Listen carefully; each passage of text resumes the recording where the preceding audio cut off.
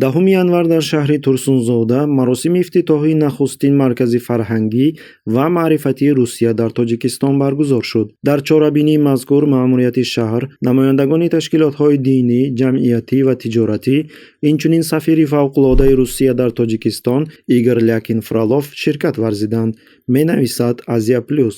дар гузаронидани он ташкилотҳо ва одамони зиёд ширкат варзиданд.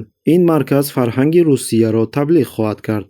аҳолии Тоҷикистон мисли пештара ба Русия ба халқи рус то ҳол муҳаббат ва эҳтироми зиёд доранд, чун анъана орзуҳояшро ҳамчун воқеият барои намоишкунӣ кӯшиш кард сафири рус. дар навбати худ раиси шаҳр Парвиз Акрамзода тасдиқ кард, ки дар наздикӣ сохтмони мактаби забони русӣ барои 2000 ҷой таҳсил карда мешавад.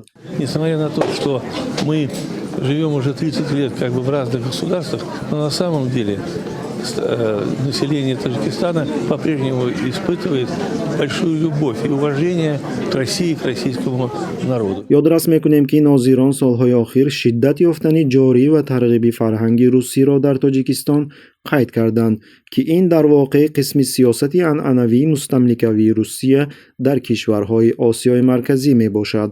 Вторая статья гласит таким образом: языком межнационального общения является русский язык. Русский язык у нас носит конституционную основу. И уважение